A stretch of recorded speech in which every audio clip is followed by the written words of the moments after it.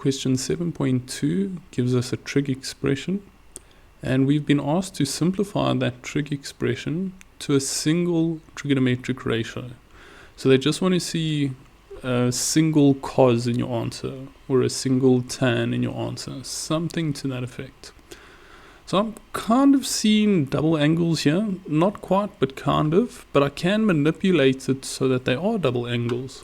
So let's have a look at our double angles and let's try and make these two things look like them. So on the top, this 4 sin x cos x, I'm almost seeing this, but the 2 is a 4, so that's a problem. So how we overcome that is we break the 4 up into 2 times 2 and we write it like so. So you just say 2 times 2 will give you that 4. So nothing has really changed. I've just expanded upon it a bit. And then at the bottom, I almost see this thing, but it's in the wrong order. To get it in the right order, I remove a negative as a common factor, and that will change the order of the bottom. So just to elaborate on change the order, you see how the 1 was second here, now it's first, and then the 2 sin squared x was first, and now it's second after I remove that negative as a common factor. So now I can actually apply my identities, so let's go ahead and do that. Okay, so we are getting somewhere. Bear in mind that 2 just stays in front here, and that minus just stays in front here. And you can see I've changed the respective ones with their double angle formulas. Now I'm seeing sine over cos. That's an identity. So let's grab that identity quickly. So sine over cos will give me tan. And if it's sine 2x over cos 2x, it'll give me tan 2x. It does work if your angle is 2x or 3x. It works so long as all the angles are the same. So that little pink box over there is going to change to tan 2x. And then 2 divided by negative 1 is just minus 2. So we're left with our final answer of minus 2 tan 2x. And I've successfully done what they asked, a single trig ratio. You can see there's only one trig ratio here. There's only tan in my answer. And the 3 marks will come from using your double angles in these 2 steps. That gets you the first and second mark. And the last mark comes from tan, well, your final answer, minus 2 tan 2x. And then 7.2.2 asks, for which values of x in this interval will the above expression be undefined? So for something to be undefined, it's when you're dividing by 0. So if you try do that on your calculator freaks out and gives you this little math error. So we're going to apply that logic to this question. We want the denominator of this expression to be 0 so that we get undefined stuff. So if we look at the denominator, it's this thing over here, but I've got a much simpler form of it down here. So I'd rather work with this than this. So I'm going to grab this thing and make it equal to 0 and then solve for x. Okay, I want to get rid of this negative by dividing both sides by negative 1, and it basically just disappears. Okay, now I'm going to do the QRS method. So I want to get my reference angle. How I do that is I say shift cos of this number, 0. So I'm just going to pop that into my calculator, and it gives me 90 as my reference angle. And now I'm quickly going to do a little cast diagram to decide what 2 quadrants I'm working in. So cos is 0. It's a bit of a weird case. In a case like that, you can choose either both the positive quadrants for cos or both the negative quadrants for cos. They both lead you to the same answer. In my opinion, it's much easier to work with the positive quadrants, so quadrant 1 and 4. And then how I start these off is this angle here goes on the left hand side of the equal sign. And then if I'm in quadrant 1, it's just the reference angle. So we'll just say 2x equals 90. And then because we're working with cos, we have to slap on a plus k 360. And then quadrant 4 is the 360 minus quadrant. So I just need to say 360 minus my reference angle plus K360 for quadrant 4.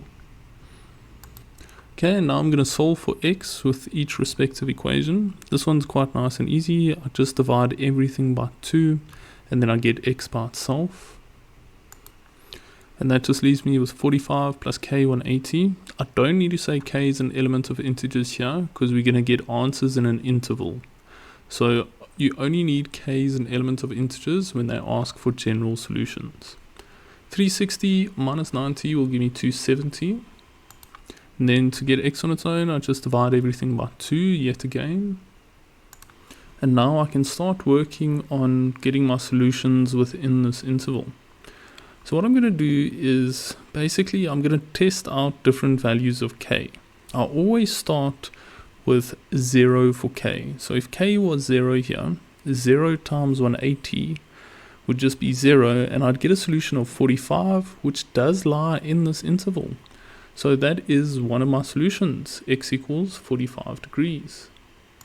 You can also test it with your calculator like this. You can pretty much retype this into your calculator.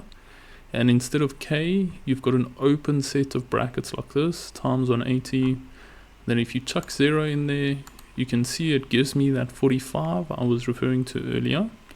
And then I normally go from 0 to 1. And then you can see that's too big. That's outside of this interval. And then I go back to -1. And that's too small, it's still outside of this interval, so I stop trying with this general solution and now I move on to this general solution. Okay, so firstly with this one I always start with k equals 0. Let's try that out first. Okay, that's too big for this interval here, so that's not working. So to go down we'll have to go to -1 to make the angle smaller. And let's see what that pops out. -45, that fits snug inside of this region. So we found a second solution. And just to make ourselves comfortable, let's see if -2 will work. No, that's too small. That's outside of the solution. So we have found the values of x for where this thing will be undefined. Okay, so the 3 marks will come from grabbing the denominator and making it equal 0. And your 2 little answers. There are different various methods upon doing this. I like to go down the general solutions route so that it strengthens your skills with general solutions because they pop up a lot in matric papers. Okay, and the last question for question 7, we need to determine the value of this thing without even using a calculator. Goodness gracious me. Okay, but just remember, this is what we've been working on the whole time. We've been simplifying this expression and working with it the whole time. So we actually can simplify that. So check out this. Like, you see how this looks very similar to that question.